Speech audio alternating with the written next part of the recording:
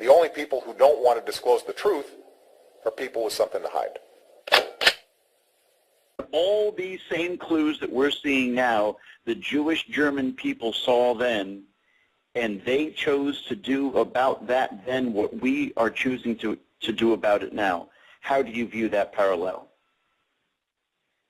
Well, what I see today and the beginnings of this, you know, you go back to the old newsreels that you mentioned, Pathé, and other newsreels. What they presented to us were lineups of people presenting documents to officials, officials stamping documents and sending people in different directions.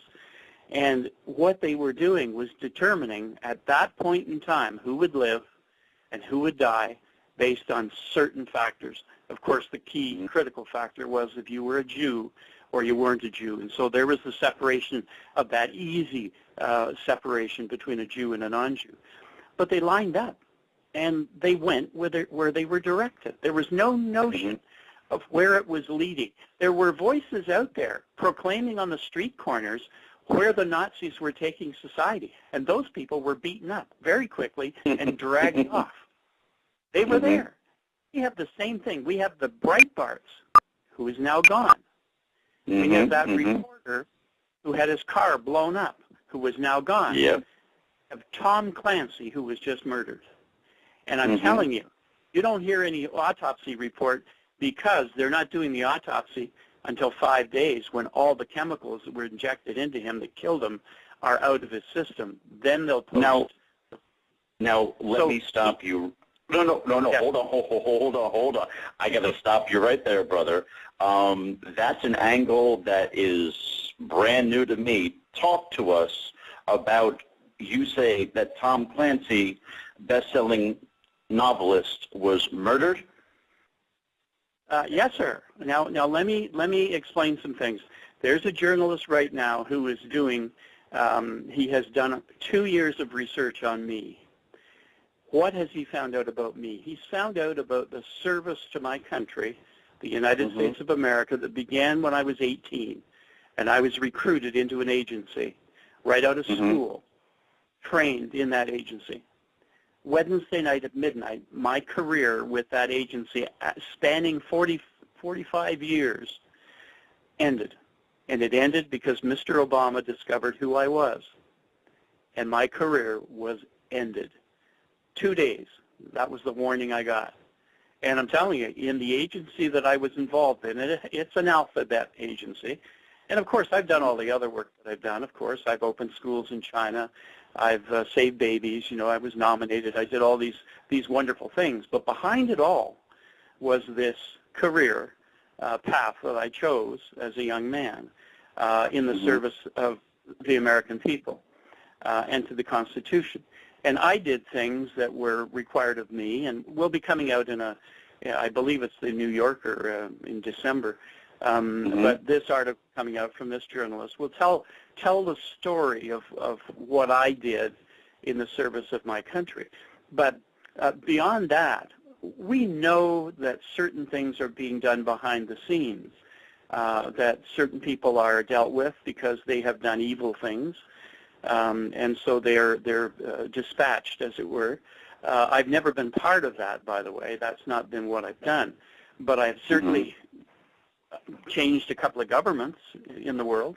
I know it's easy to say, isn't it? It rolls off the tongue. But it takes many, many decades to be in a position to do some things.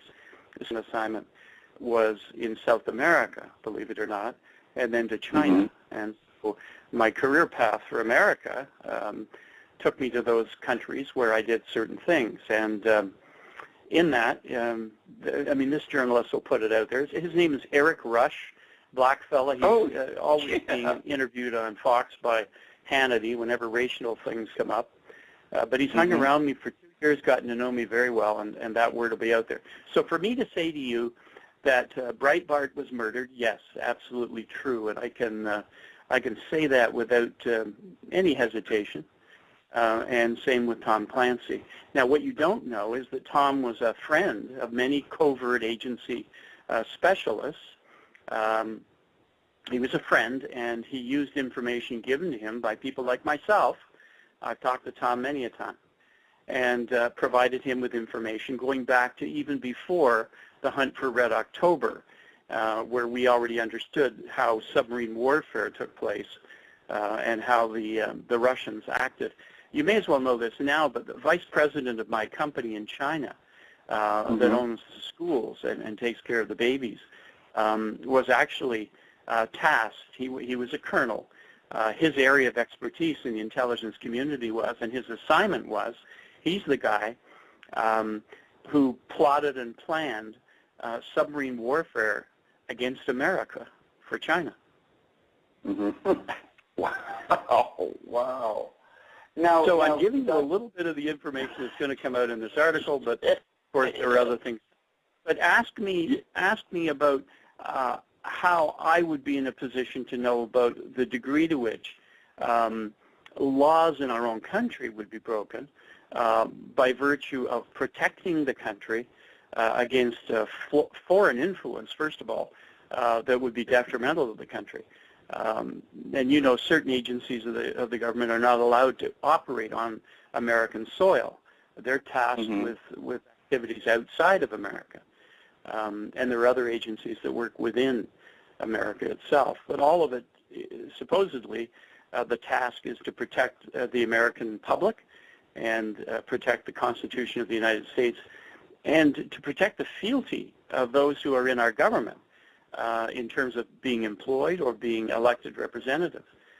There are agencies that look after that, supposedly. Now, all of those agencies at the moment have been infiltrated by those that have been brought in by Mr. Obama. And Mr. Obama, as you know, is a Marxist Muslim. Was there a pause there? No, absolutely. Yeah. Muslim. And so you know that in his early life he was an avowed Muslim, took part in the work, went to school in a madras, went to a mosque, was a regular adherent for a number of years while he lived in Indonesia. And during those years, of course, he was recruited himself as a Muslim operative. And later on, of course, we know that he became a paid employee of the Saudi government. And I'm bringing you information, by the way, that your people are probably going, what? within the intelligence community, this is common knowledge. That's the interesting thing. This is as common as me talking to you about, you know, some hockey player who was going to be traded, and we got that information a couple of weeks ahead of the trade, you know, and then of course you make your bets according to what the trades are going to be. But yeah, we have that information. We know about Mr. Obama. We know who he is. And most of the intelligence services of the world know who he is. The only people who don't want to disclose the truth are people with something to hide.